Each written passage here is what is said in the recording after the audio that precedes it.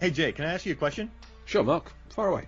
How come Carter's always sliding around in Deep Blue Sea? Wow. And how come Preacher has a bird in the kitchen? I think... Should Janice have won an Oscar for all that exposition? Yeah, I Who mean... did the sharks hate the most? If- How far did Jim travel underwater? About... Why do they keep calling Brenda Tower? Mark, please. We've already covered all of these topics and many, many more on Deep Blue Sea, the podcast. You mean the podcast where we analyze Rennie Harlin's 1999 masterpiece, Deep Blue Sea, chapter by chapter? Exactly. Find it everywhere podcasts can be found.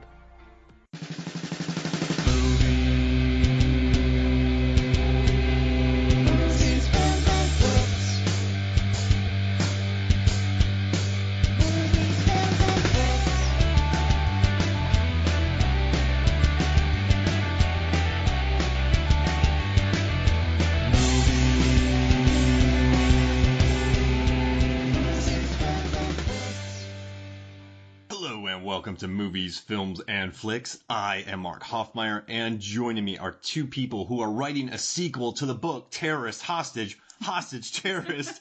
It's Megan Hoffmeyer and Adam Hodgins.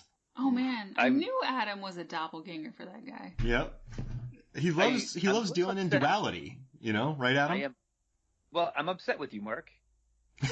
Because Megan and I have like a team name you could have used. Wait, remember we did the Fast yeah.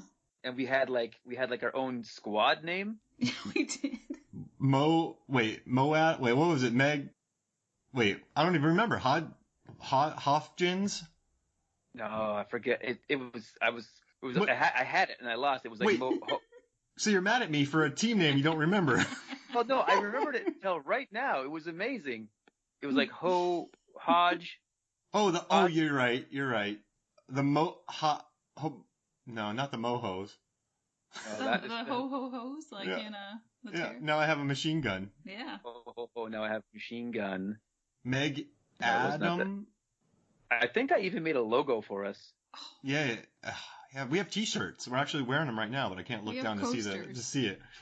We have coasters. Yeah, we're putting. You can buy anything on Snapfish and Shutterfly. Gosh. I do want to say though so Adam made me. He knows how much I love Calvin and Hobbes, and he knows how much I love Deep Blue Sea. So he made me a Mark and Mako thing where it's me with the MFF shirt and a Mako standing next to me looking like Hobbes.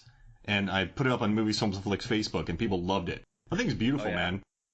I think that I need to just start making like a monthly Mark and Mako. Oh. No. You could get your own web comic. That'd be the best thing ever. I would love it. Right? What would be yours? Like, so Mark and Mako, Adam and Beastmaster, or Adam and Cliffhanger. Oh, Adam and Cliffhanger would be good. I think if I was gonna have to pick like an animal counterpart,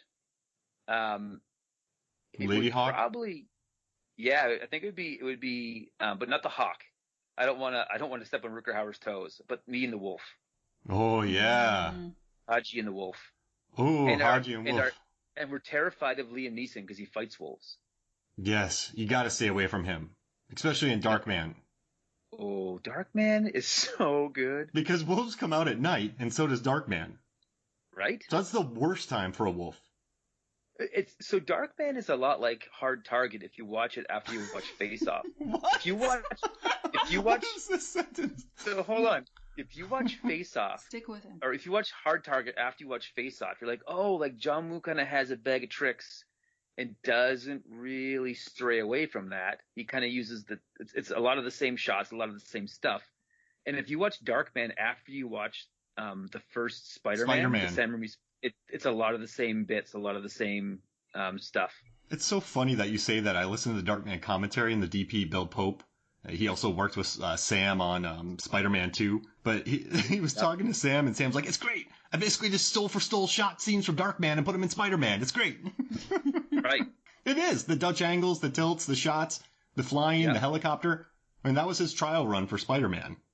Exactly. So I found our logo. It's Moe and Hodge. Moe and Hodge. There you go. Oh, because we came up with this during the Hobbs and Shaw podcast? Yes, that's what it was. Now, okay, we're doing Die Hard. Yeah. I mean, are we? One of the... I mean, we could talk forever about all kinds of stuff. The 1988 classic. And so right now I'm sitting on 6 pages of notes, And then I'm Right. sitting on another Google Doc. I'm sitting on the IMDb. I'm not literally sitting on them. That would be weird. And then I also still have... tall. I don't know how you'd read them. That'd be real. I'm recording this from the top of the Fox place from LA right now. But yeah, so I got a picture. I got an infographic. There's so many infographics. There's everything out there that you want about Die Hard. There's infographics about how much of a Christmas movie it is, 50 examples. There's so much in this movie that has been discussed, that people have discussed, and we're going to cover all that. But before we do, there's one area, Adam and Megan, that has never been fully explored. And I want to explore this area with you, if that's okay with you guys. Yep. And I'm just glad you didn't say no.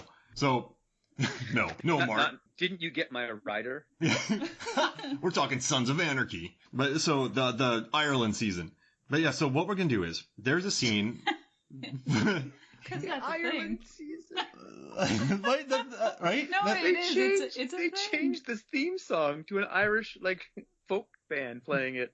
Yep, that's the one we're talking about. I mean, I would like, if I knew how to ride a motorcycle, I would like to ride a motorcycle on the Irish roads, because That's I have fair. driven on the Irish roads. It's very pretty. Ooh. Yeah, I don't know if I'd want a roundabout on a bike, but I No. would go on the windy roads. Yeah. If it was a roundabout, I'd just go straight over the roundabout. I love Just this take a jump. DS. An Evel Knievel. That's why there's ramps on every roundabout. They put a You law could do in. the Ring of Kerry Yeah. on a motorcycle. That'd be so amazing. But okay, so there's a scene where Uli, he goes down and he's waiting for the cops to come, who are getting stuck on Al Young, who's also from Big Trouble in Little China, amazing, and Escape from L.A., and so many other movies. He's waiting for the cops to come, who are getting stuck on rose bushes, by the way. There are cops going, getting stuck on roses. Beautiful touch by Steven D'Souza, the director of Street Fighter, which we also covered on this podcast. Yes, Ooh, sir. Street Fighter. Classic episode. You can also read my article on Rotten Tomatoes about it. But you have... It was a Tuesday. It's not Tuesday today. If we recorded this, then that gag would have worked better. But if you're listening to this on a Tuesday... Taco Tuesday? There. All right, so I don't know what's he's happening. waiting for the cops to come, and he sees some snacks. So he sees Big Red, Juicy Fruit, Double Mint, Planters, Peanuts, Mars Bars, Crunch Bar, Hershey Bar, Raisinets, Peanut Butter Cups, and these sort of chew bites, like Charleston chew bites. Right. So you're a henchman. We're all henchmen. And Right. we are about to engage in a gunfight with some unwitting cops. But we're also hungry. hmm Let's try to figure out which one of these is the best. So, can I think we can take gum out of this, right? Because, Yeah, no one wants gum is loud. yes. And it's a, Gum is one of those things that at first it tastes good, but every time you chew gum, you eventually spit it out because it's so disgusting. Adam, you don't know how personal of a statement that was for Mark. Gum is loud. Gum just is the thing that irks him the most in this world. I have an unhealthy, oh gosh, now people are going to know. You never tell people your biggest, Okay, weakness. there are things that annoy you more, but gum is annoying. Yeah, there it is. Yeah, this is my fifth most, so you come at me. But yeah, no, I have an irrational fear of gum smacking. But here's the thing. With gum, you open up the pack of gum, but then you have to take out another individual wrapper of gum, and you have to take that wrapper out. So it's a two-step process. Yeah. And if you put more than one stick in your mouth, it may be 3, 4, it could become a choking hazard. Mhm. Right. And then you need to get rid of the gum when you're done with it. You don't want to swallow it. Yeah, So that's more garbage. you're just spitting gum all over the place. And this is a classy outfit. Yeah, Oh, yeah. and this is not a James Bond movie. It's not gum with special powers that can blow stuff up when you chew it and stick it on something, so it's kind of useless. There I are believe that was Mission Impossible, Megan. I mean, in the James Bond world, it could exist, or say in the Hobbs and Shaw world. You just never know. Wait, is there gum in Hobbs and Shaw? There could be. Good point. Now, If anybody had it, it would be Vanessa and that fancy cabinet of stuff that she built all on her own. yeah, I know. And we proved In that her she home. did that. hmm She's the best character in that. So you have the Big Red Juicy Fruit Double Mint out. Now, I want to ask you, I think this is something else I think we can get rid of, Megan and Adam. The individual pieces. So the planters and the raisinets. Now, I can't have two processes. Like, if I'm taking a gum out of a wrapper and then I have to take it out of another wrapper, too much work. But Yep. I'm not digging for peanuts. And I could slip on those peanuts. Wow. So- But they're high protein.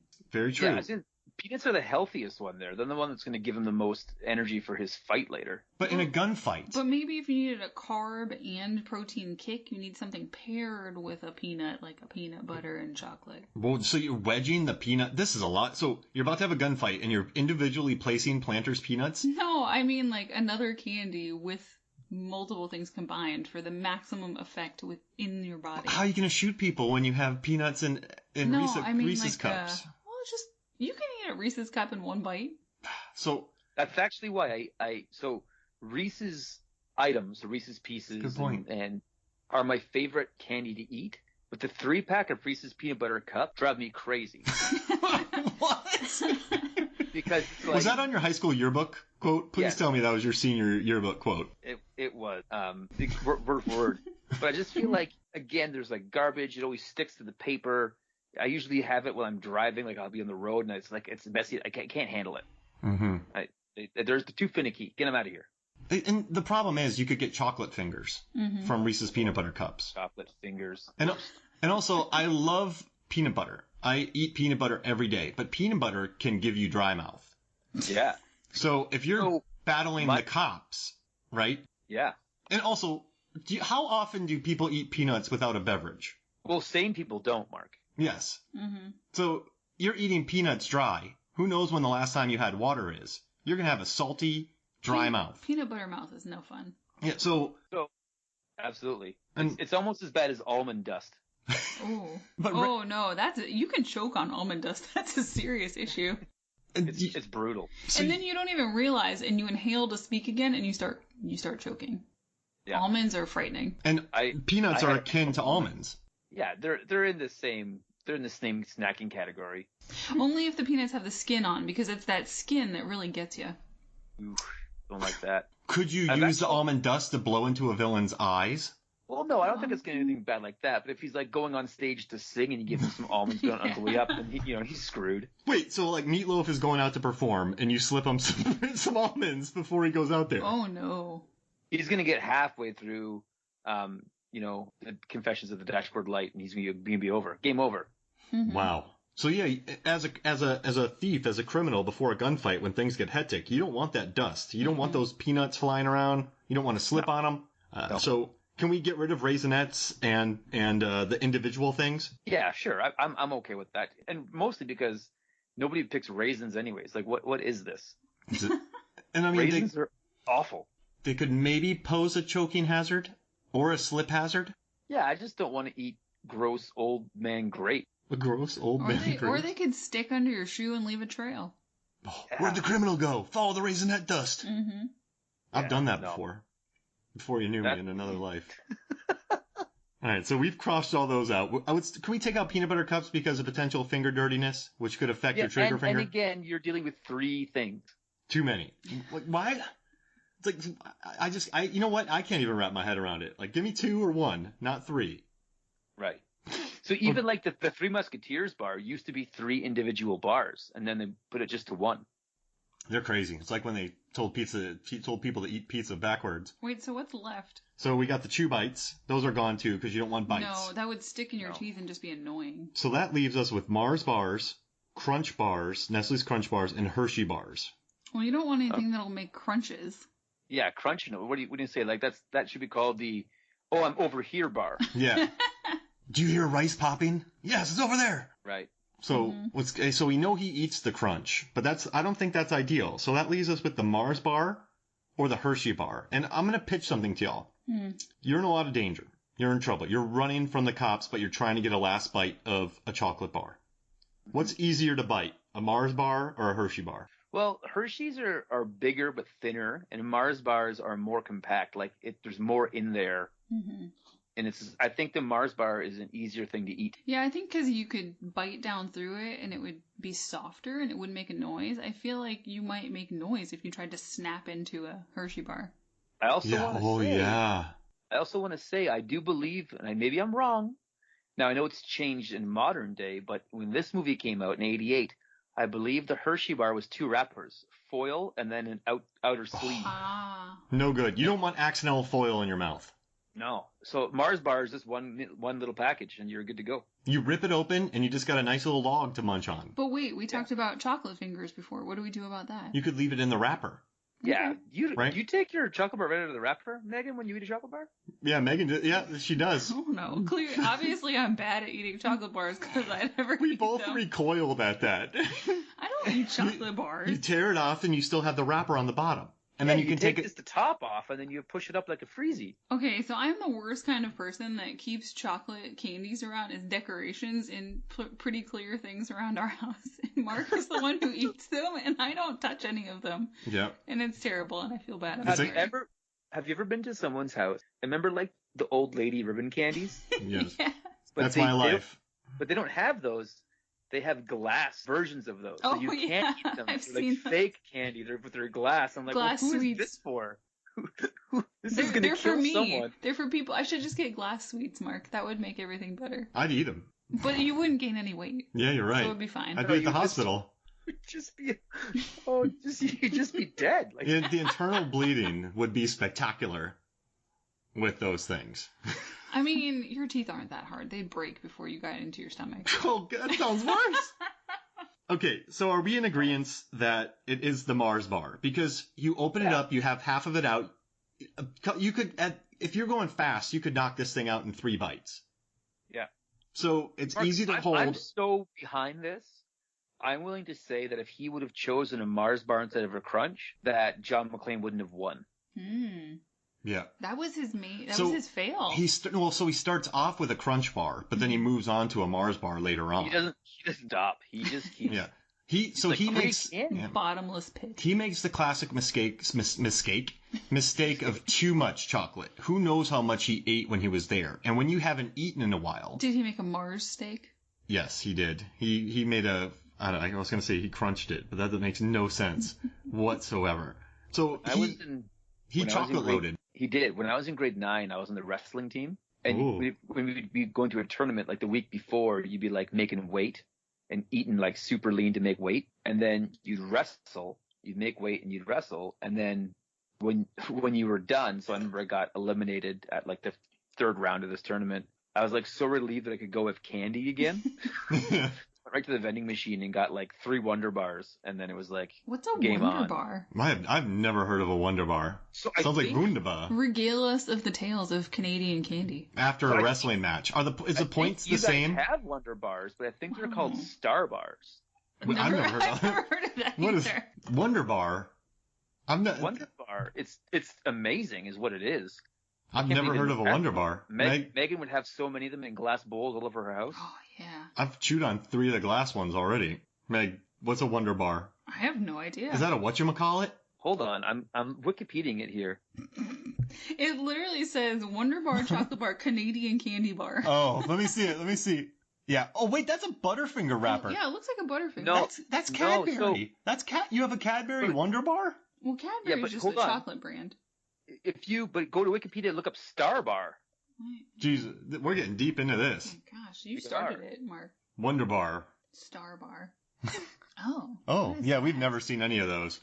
Now, you need to send me... Peanut butter filling. Add a layer of caramel. I don't know if you can do this in the next 2 days, because I think I could write a post, Adam. But if you could get me an infographic of all these candy bars, and then I could rank them, I would do it. Or I could send you pictures of them. So I put together a little package here for you, Mark, that I'm going to be sending to you. A little care package, a little holiday care package. But I wanted to talk to you first. You won't get it for Christmas. This is going to kind of ruin it, but I wanted to make sure I wasn't sending you something you already had. Have you ever heard of or seen the TV show Corner Gas? No. So The Office is to the UK as Corner Gas is to Canada. Whoa. So I'm going to send you season 1 of Corner Gas. And we do love the British Office. Yes. Right. And I'll send you guys some Wonder Bars as well. I can't wait. I've been missing out. You also don't have Coffee Crisp there, do you? No. So Coffee Crisp is like a coffee flavored chocolate bar. So we're gonna like we need a road trip to Canada to check out their candy scene. Yeah, that's right. Get out there and just go candy shopping. Get some Tim Hortons. Imagine we just this spawned the Candy Cast, where it's like a podcast that's about candy, but like from my Canadian point of view versus your American point of view. Yeah, we send you American candy, and we'd have to film it though, because podcast just smacking over the podcast wouldn't be the best. Oh, what were those good ones we got that were from Iowa? Remember they had. No, they were really good. Yeah, we found some great... All right, so back to Die Hard. Let's, right. We're really going away here. So released in 1988, one of the most commercially successful action films of all time. John McTiernan directed it. He directed Predator, 13th Warrior, which we also covered on the podcast. Go listen to it. Written by, the book was based by Roderick Thorpe. He wrote a book called Nothing Lasts Forever. Sinatra starred in one of his movies in 1968 called The Detective. They were planning a sequel. They actually offered Die Hard to Sinatra first, but he was in his 70s and he said no. Jeb Stewart, the guy who wrote Leviathan and Fugitive, knocked the first draft of the script out. But he came up with the idea when he had a fight with his wife and he went out driving, and then he almost thought he hit a refrigerator box and he thought a refrigerator was in it and he thought he was about to die.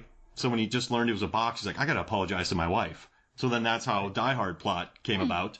But then as they got shooting, they brought in Steven D'Souza of The Running Man, Die Hard 2, 48 Hours. He directed Street Fighter, listen to that episode, to punch up the script to make it funnier.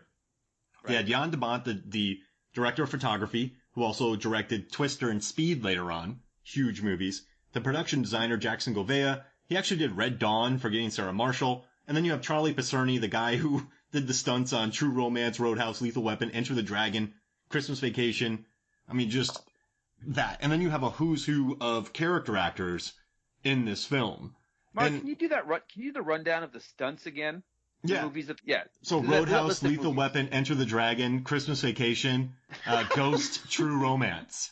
So one of these things is not like the other one. Wait, Mark. No, Ghost? Yeah, he did Ghost. This guy is, he's still working. He's on the Fast and Furious movies driving. He's one of the stunt drivers. So we're watching this movie, and I'm taking my notes, and I'm just regaling Megan with just how tight this script is. Because in the first, I did a timeline. At 1 minute 20, he learns about making a fist with his toes, which ends up with him bare feet later. Which is the first thing I do every time I go to a new hotel room. Dude, I need to do it. It's a great idea. And then at 1:40, we learn he's a cop because he looks at the gun. 1:55, we hear Merry Christmas. 2:10, we see him smoking. At 3:20 in the movie, we learn it's Christmas Eve.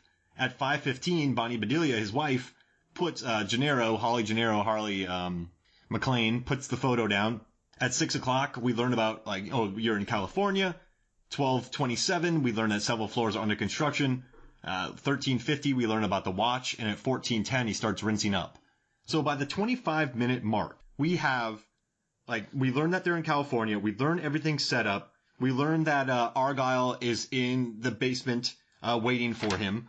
You see the flirtatious couple that go into the room, which later on distracts the guy so that McLean can escape. Flirtatious is a really nice way to put it. Yeah, the gratuitous 80s nudity. How's that sound? And there was I feel like in 88, Christmas parties were different than Christmas parties would be today. Yes, especially in LA with it was snowing, not with snow. Snowing in LA. But that scene, it's weird because you have the gratuitous nudity, but then later, that gratuitous nudity is set up earlier in a scene, and then the reason. It's absolutely gratuitous. They could have written something else in the script, but it's the reason why McLean is able to sneak away into the stairwell. So even the gratuitous nudity in this movie is set up and leads to him escaping. So now it's purposeful nudity. Yes. Gratuitous. Well, I think that Does that make sense, right? In 88, they're you have to have this in your movie. No, they really did. They said that was... Sorry, go ahead. I was going to say, but this guy was like, okay, let's just make it make sense.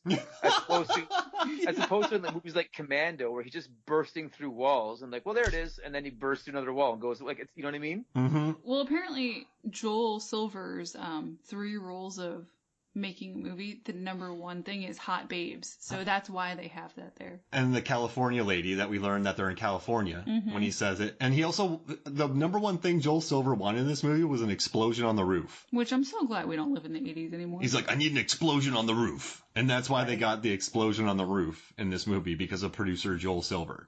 I was at a toy show recently. Hey, promote your show. Oh, yes. So soon we're going to be releasing our YouTube show, Go Figure, where we, me and my buddy Steve, we feed up old vintage toys and then restore them. It's as dorky as it sounds, but it's a lot of fun. And we found some gold. But I was at this toy show, and there was these guys. They were probably 55, 60 years old. And it was a little bit sad, but they were like, wouldn't it be great if we could just exist in 1986 perpetually? And I was like, no, not it. Like I'm at a vintage toy show and there's some cool stuff there, but like not at all do I want to be perpetually in 1986. Like that's ridiculous. Wow. Jeez Louise. I don't know what to say to that. Nah. Yeah. Hard pass. I think I just want to keep getting old. I don't want to stay in perpetual anything. Well, I felt like saying to them, like, all the stuff you loved in 86 still exists. Like, you could still have it. You could just have other stuff as well. Whoa. Interesting. Right? Because they're like, that's when, like, Ghostbusters was out. And I was like, yeah, and you can still watch Ghostbusters. No one's taking that from you, sir. They just want to do a Groundhog Day time loop where they go live through 86 and go back. Right. Whoa. Well, maybe it could be like Palm Springs and they live in that loop forever. Yeah. I would do a 99 loop just for the movies. That sounds like an episode of Black Mirror coming up. I mean, kind of. But so, what do you guys think about this in the first 25 minutes, right? Because Die Hard is considered, okay, if you're making a list and you're doing the 5 greatest action films of all time, and you're not doing you're thinking of the 5 greatest, 10 greatest. If you left Die Hard out, you are being provocative. Yeah. Mm-hmm. No, it appeals to all different groups of people. I read an interview with 3 different key people on the film /film for their 30th anniversary, and he asked every single person, why is it so enduring? And they all had different answers, but a lot of it was the pace, the urgency, the fact that it appeals to so many genres and groups of people. I think too, this was the first action movie that wasn't like a muscle-bound lead. Yeah. So did you? I don't know if I watched the documentary Movies That Made Us on Netflix, and they were talking. No, I haven't watched that yet. Oh, it's so good. But when Bruce Willis, it's the Movies That Made Us. Yeah, it's so good. They brought in Bruce Willis. No one wanted to do this. Eastwood turned it down. Every action star turned this down because they didn't want to be the wimpy guy running away from terrorists. So they gave it to Bruce Willis, but his agent got him paid $5 million, which made him the highest paid actor of all time, a TV actor from Moonstruck, to be in this. So they brought him in, they shot the movie, and during the test, they were showing previews, and audiences were booing and laughing. And this is based on your burly guy action movie. They were laughing about Bruce Willis doing this. So Fox freaked out. They pulled his face from all the posters, and they released posters just showing the Nakatomi building. Right. But then, when the movie became a hit, they put his face back on the posters. But people were laughing. Are you kidding me? Like, this guy can't spin kick like Chuck Norris. This guy can't do splits like Van Damme. This guy can't, I don't know, pop people's heads off like Tic Tacs like Arnold Schwarzenegger. So I think he changed the whole game. Like, I'm saying, if this movie doesn't happen, Keanu doesn't get Speed. No. Mm-hmm. You are 100% right. And then it's kind of interesting where, do you think this is this opened the door, right? Die Hard opened the door. And then, I mean, Point Break was good because you had Keanu and Patrick Swayze as the atypical action stars. But I think you're right. I think it was Speed that kicked the door wide open, because then we had, Christian Slater and all these action stars popping up all over the place. And that was kind of the end of the burly guys. But yeah, this opened the door for Speed. Yeah, and so actor Reginald VelJohnson, who played Sergeant Al Powell in the movie, he said that what was so special about it, he decided later on, was that Bruce Willis played this character that was standing up for himself. He was just a regular guy standing up for himself against these odds, and that wasn't something you'd seen before. Yeah. No. It was a big flip from what you're used to. Like again, it's usually, like you said, Megan, it's not someone who's standing up for himself. He's usually someone, I'm going to go in it. Like, you look at Commando, because this was supposed to be a sequel for Commando, right? This is supposed to be Commando 2 at some point in time. Am I wrong on that? It was supposed to be a sequel to The Detective with Sinatra. It was just in development hell for a long time. But as opposed to, like, I'm going to go and take on an island of of soldiers, this guy who's just like, out of necessity, I need to save this building. Mm-hmm. Yeah, and you know what's interesting is he makes mistakes. I read an article about how Hans Gruber is the greatest villain of all time, movie villain, and I just sat there nodding because Alan Rickman in this movie, I think one scene I love the most, right, is when he finally meets John, and then he becomes Bill Clay? Yeah. In the Yeah. Robert Clay, isn't it? Yeah, something Clay. Yeah, Robert Clay, one of those. And they meet each other, and I love how during that scene, like it's like a game of chess between them. Yeah. And I don't know. That scene reminds me of the opening scene to Inglourious Bastards. Wow. No, you're right. It's a chess match. That same kind of like, we're going to talk this out, but how much do you know is what they're really trying to figure out. He usual suspects him too. Oh yeah, right. And the power. Who's in charge here is what they're trying to figure out. Mm-hmm. And I like how he sees that he doesn't have shoes. So later on that comes into play. And then later on, when he pulls his name Bill Clay, but then also Bruce Willis plays him with the gun. But then he holds him there long enough so that McClane has to run away. And it's just, it's such a neat chess match because, like, Megan, I made you watch Commando. And I've made you watch some 80s action films. Mm-hmm. They're just burly villains. They're not overly, like, you have the Bond maniac people like Dr. No and Goldeneye. Yeah, they're not trying to be complex, cross-genre, enduring pieces of pop culture. Mm-hmm. This movie, I saw someone say it's a romance, it's a comedy, it's an action movie, it's a bank heist, it's so many different things all at once. I mean, at the very end... It's a Christmas movie. When John McClane meets Al Powell, Megan, and they hug, it's like, it pulls on your heartstrings, and then... You get Holly punching William Atherton, who's one of the greatest jerks ever. Shut up, Harvey. And then you get Argyle busting out of the garage after one-punch KOing Theo right in the face, knocking him out.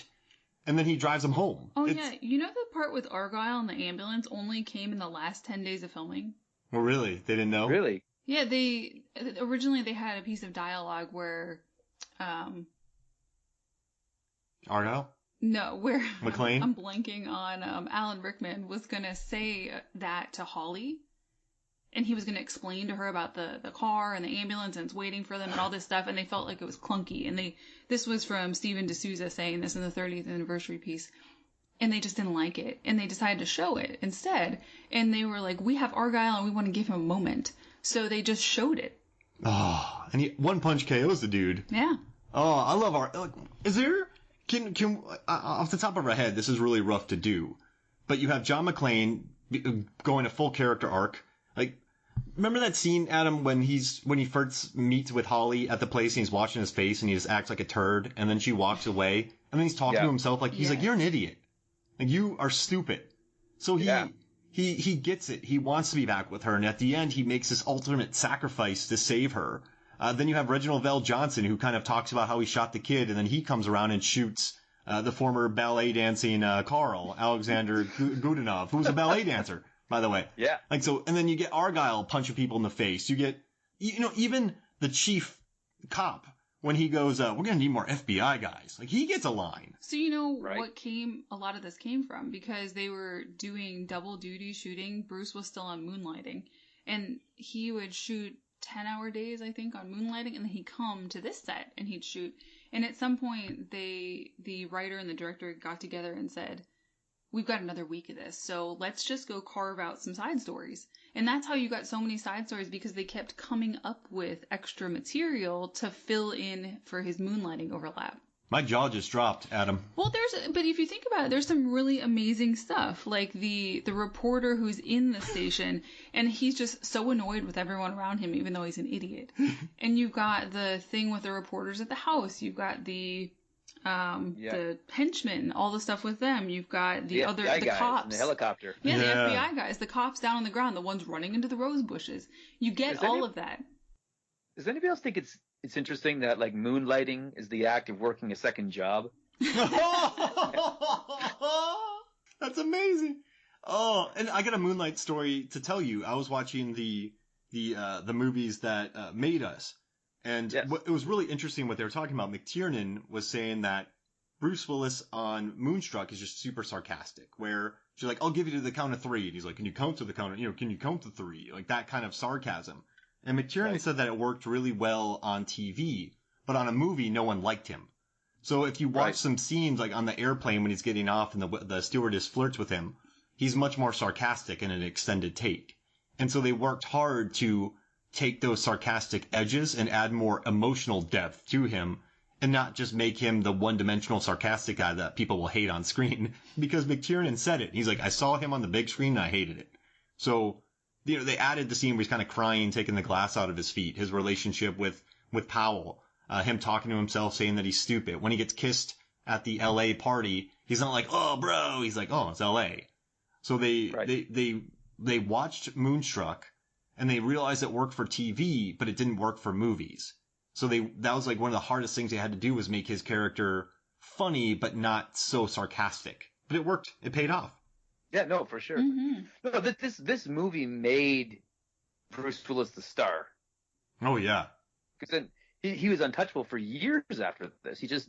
And I think too, like, he just, for a while, just was Bruce Willis. Like, he just was John McClane in every movie he was in. Yeah, I think that's fair. And the problem is, though, there's depth in this character. So there's not, I think people do coast by on roles, but in this one, he's like, he talks to himself. He's a pain in the butt. When Holly said, yeah, he's annoying him, that's my husband, you get that, but then you also get that he's a nice guy. It's interesting.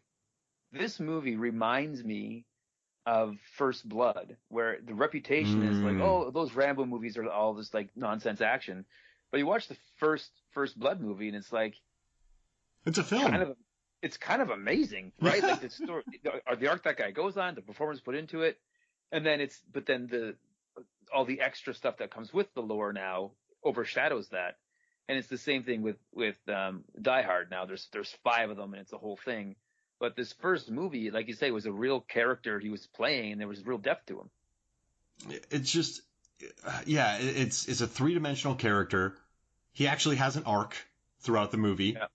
I mean, they have to keep regressing him in the other films, but I still like Die Hard 1 through 4 a lot. I love all the Die Hard movies. I like how you said 1 through 4, all the Die Hard movies. Yeah, the 4 Die Hard movies that exist. So, this is like the Pirates paradox. Oh gosh. So we've been, there's no Pirates 4, right? Is that it? Yeah, we've, you, Megan, you live with me, so you know it. And Adam, you've been talking, you've known me since 2011. By law, I do. Right. I'm pretty positive with films. I don't. Yeah, you don't say much negative. No, I just, that's why I don't talk about Die Hard 5.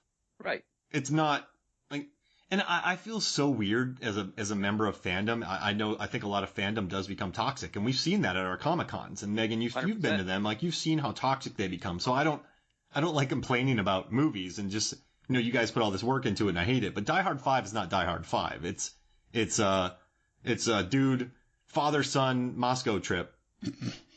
That's the name of it. Right. Mark, you want to know why I know you don't like talking negative about movies? Why? The second conversation I had with you, the first one was like, hey, I'm Adam. Like, hey, I'm Mark. I'm going to be kind of running this place. And I'm like, I'm Adam. I'll do whatever you tell me to do because I'm volunteering. The second conversation we had, you were like, you know what I enjoyed about the Benicio del Toro Wolfman movie? Let me tell you. I said that. Yeah. You just like, we're all pumped up about it. You're like, yeah, they made some mistakes, but here's what I liked about it. And I was like, I like this guy, Mark, because he's like, let's talk about positive things, where the rest of the world would say, let's talk about negative things. And Tough Mudders. I talked to you about Tough Mudders. Tough Mudders. You were so jazzed about that Tough Mudder. Megan, was it crazy living with him after he came back from his first Tough Mudder? No, because didn't you hurt your ankle? Yeah, I blew my ankle. I hurt my ankle for about 8 months. I didn't hear about that. I just heard about how, like, the Tough Mudder was the greatest thing since Die Hard. We have a cycle around here of enthusiastic interest in certain, like, sports. And then pain. One or both of us gets injured, and then they sort of die off, and we find something new. Yeah. So yeah, I ran I can't run anymore because I'm just all jacked up. But I was training for the Tough Mudder by playing disc golf and running, and I rolled my ankle on a tree branch, and then I ran the Tough Mudder, and then I went and walked on concrete. It got worse. And then I went to work on film sets for 12-hour days, and then my ankle just looks like bread pudding right now. Wait, what? It looks like his feet after Die Hard when he steps on those glass. Oh, that was gross. Reginald VelJohnson said he didn't understand how important their relationship between Al and Bruce John? Willis was until they got to that scene. Really? Really? Yeah. Well, this was his first big movie, just like Bruce Willis. So Brucey Willie. yeah, B. Wills. So Now, has he only played police officers, Reginald VelJohnson? I'm not sure, but he did get Family Matters because of Die Hard. Wow. He is such a likable screen presence. I know. And you just want to give him a hug. In this movie, is there a more likable... Which is not allowed these days, but still. The casting in this movie. Bonnie Bedelia's casting, too, as Holly Gennaro McLean. But just the way that she goes... Like, when she's... Okay, you know you're a good actor when you can hold a scene with Alan Rickman. Doesn't matter when Alan Rickman. Anytime Alan Rickman. And that scene where... I know it's good writing, but where she's getting couches for people and she's kind of, like, giving it back to him and being sarcastic. And, I mean, I like her character a lot in this movie. You could tell she's lived with John for a long time. She's like, oh man, she's annoying him. Yeah, who put you in charge? Yeah, and I guess she becomes she becomes the damsel in distress at the end, but it's not her fault. It's you have the dum-dum's fault, who gets shot. Hey, Bubby, Hans, Bubby. Oh my gosh. He gets his guy. Ellis, right? He gets his blown guy, off. Like, he just, What did you say about him, Megan? He's just this very stereotypical sales guy, and he's so... I kind of want to know what direction he was given, because he does it so well, this awful, annoying character. Mm-hmm. He nails the car salesman stereotype. Does. Down to this, well. like, sweatiness, too. Yeah. When he asks for, like, a Coke... with a glass. Yeah. Oh my gosh. I was like, they are going to shoot you in your face, sir. And then they pan past his head and the Coke is still sitting there. Yeah. That dolly shot of his head resting bloodily. It's gruesome. Yeah. And that's what I like about this movie, too, is the threats in this movie are real. Mm-hmm. So you have Tagagi, being shot in the head, murdered. Oh, yeah. Then you have Ellis being murdered. People die in this movie, and they were going to blow up everybody at the end, too. So there's these stakes of... You know what else is interesting, too, is you have a very highly capable hero, and then he is battling highly capable henchmen. And if you think about a lot of movies like Commando or Time Cop, you're thinking, who hired these henchmen? Where are they from? Why are they here? But these guys are so good. Exactly. They all have skills. Mm-hmm. It's kind of like the Leverage crew is following Hans Gruber around. Whoa. With better hair. No Timothy Hutton. I mean, it's just, they're all... he has great hair. So, according to Steven D'Souza, part of their script strategy to keep the pace and the urgency was they had a mantra that they needed to kill somebody about every 15 minutes. Wow. So the first kill, I timed this, the first kill comes at 8 minutes. And then the second kill comes at 18:38. And then you just then you have Tagaki, and then you have, then you build the kills. So, yeah. They had their script and who they were going to kill, but then sometimes based on the progression and how the actors were doing with each other and how much they liked the people in their roles, they would swap out kills. So Theo, the sort of computer guy, they were going to kill him much earlier, but then they liked him acting in the movie, so they decided to kill him later and they swapped someone else out. Wow. And then he went on to play Tyrell in Walker, Texas Ranger, correct? Oh, I loved that show. Wait, who? He was the sidekick for Walker. Theo. Did you not watch Walker, Texas Ranger? I did not. Mark. He was also in Top Gun as Sundown, wasn't he? Here, I got it right here on IMDb. And the crowd goes wild. I love that scene where he's walking in and then the dude just shoots him. Oh my gosh, he is the guy. Yeah, Sundown in Top Gun. James Trevette. He was a great Trevette. But like Theo, you know what's interesting? Theo is such a likable, charismatic villain. He's so and then like Tony and you know what's interesting in this? Spunk. my favorite action movies, right? The Raid. You have the main guy, but then you also have Mad Dog as the secondary antagonist. So Lethal Weapon. You have Mr. Joshua, who is Gary Busey. He's that in Under Siege 2. I love a good secondary antagonist in movies. So in this one, you have Carl. But Carl actually has an arc because his brother, Tony, is killed and humiliated with a ho, ho, ho, now I have a machine gun. So you have a henchman in this movie who's goofing off with his brother in the beginning when he's cutting the phone lines.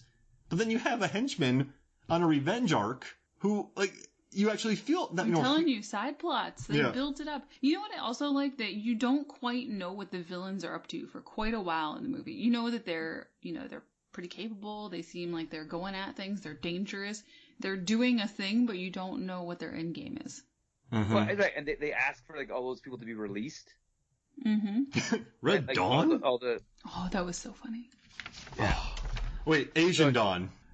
Oh, man. Well, I have a question, Adam. Whenever Carl looks at Hans and goes, Asian Dawn? And he mouths it to him. And then Hans goes, I read it in Time magazine. Do you laugh? Like, is it impossible to smile during that moment? No, Wait, you have not to to smile. smile. Yeah, it's impossible not to smile. So here's the thing about Rickman. He is detestable as a villain. He plays the most detestable villains, but he's so likable in the role. Except for Loco, actually. He's just such a jerk in that movie.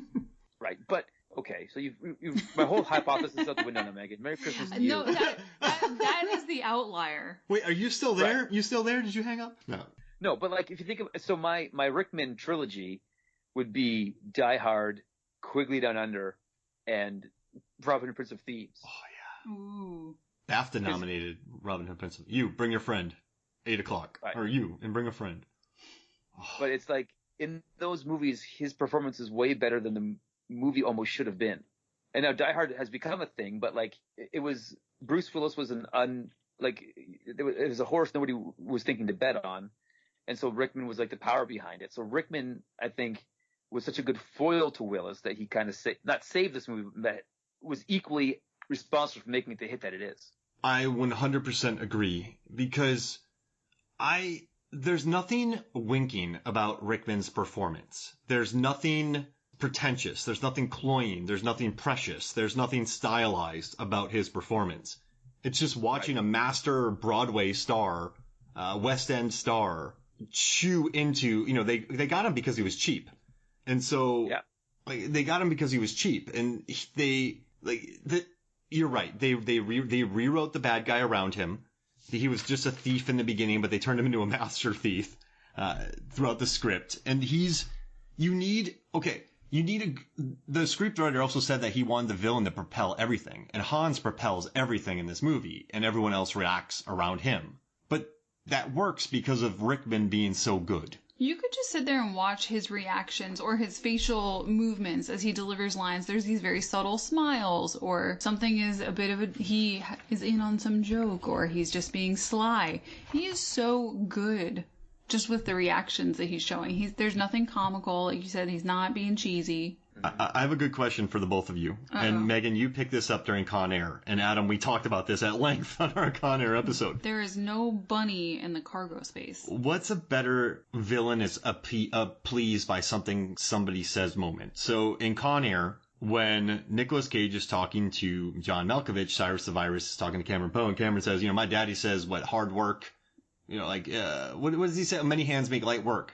And John Malkovich is like, oh yeah, my dad was abusive, blah, blah, blah. But then Cameron goes, self-taught man. And Cyrus the Virus, John Malkovich just smiles, like, I like you. Thank you. Like, he fed his ego.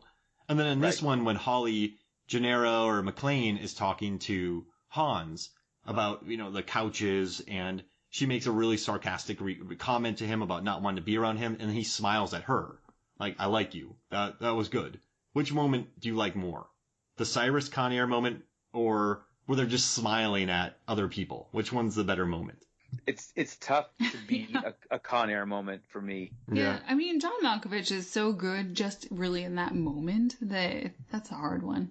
Yeah. He really portrays self-satisfied. I think I said it to you before, Mark. I think like Con Air is maybe the most quotable movie like ever, almost. Like at least the most quotable action movie. Like other movies have like one or two quotes. Like this movie would be like the Yippee-ki-yay line, right? It's like the line that people quote.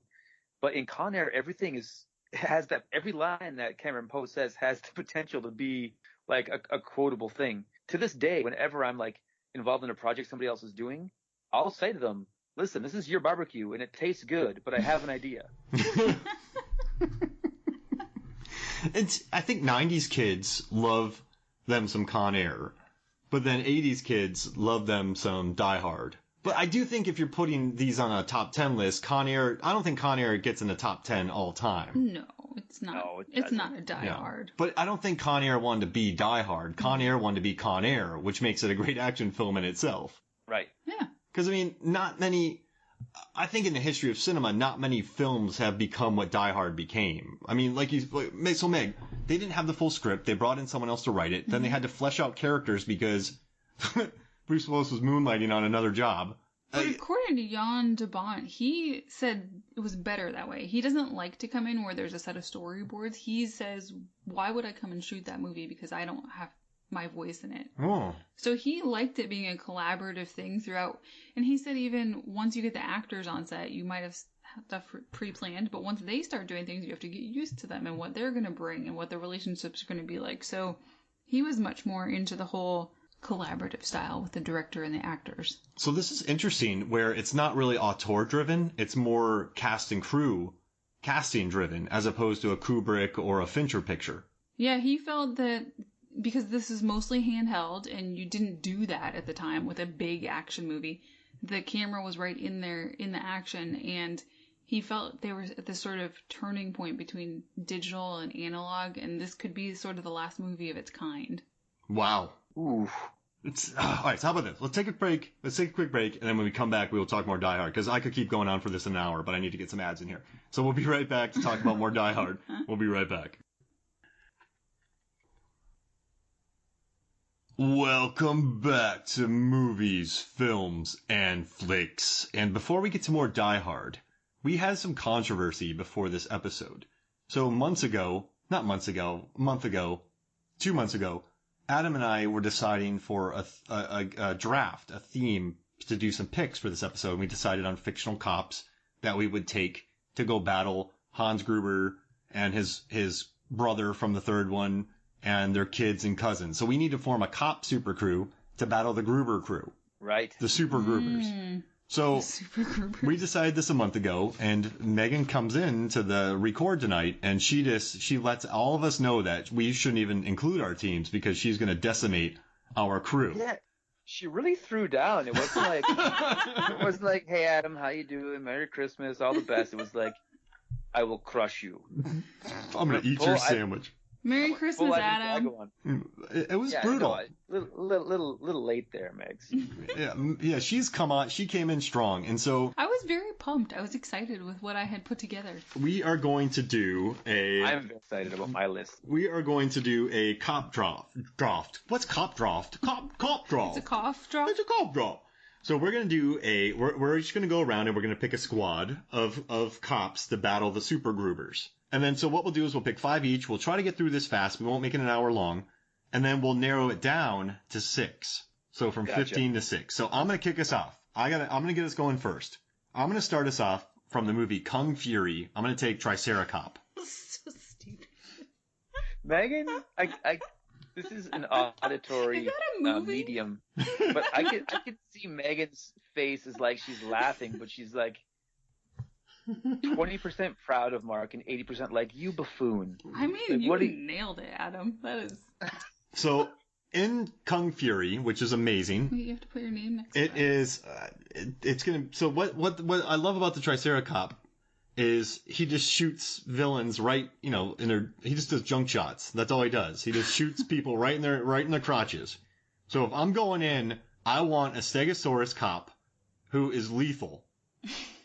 With his crotch shots. I mean, that takes aim. So if I said, hey, Triceracop, let's not aim for the crotches, let's aim for the hearts. He could nail those, no problem. So I'm taking Triceracop as my first pick. All right. Now, on a normal night, I would be chivalrous and say, Megan, you can go first. But you know what? She came in so hot tonight. Whatever. That I'm going to say, I'm going to go first. It's fine. You guys didn't pick anything from my list anyway. You don't even know. You don't even know, Megan. Now, I want to preface this with, can we agree that John McClane, in half of 4 Die Hard movies, gets himself into trouble at Christmas time? Mm-hmm. Yeah. So I want to get a cop who I know can handle the rigors of police work during such a stressful time as Christmas for some. Martin Riggs from Lethal Weapon. Oh, so Martin Riggs. Ooh. Great cop. Great Christmas cop. Great Shane Black script cop. And you know he'll do whatever needs to get done. Yeah, and Right? there's going to be Like, many explosions. Go into the desert and snipe people on Christmas Eve, no problem. Fist fight, Gary Busey under a fire hydrant, rainstorm. No problem. I mean, help his partner work on a boat. No problem. I love it. He's got it. You got to have, like Mel Gibson cop. You just need a Mel Gibson Right. cop.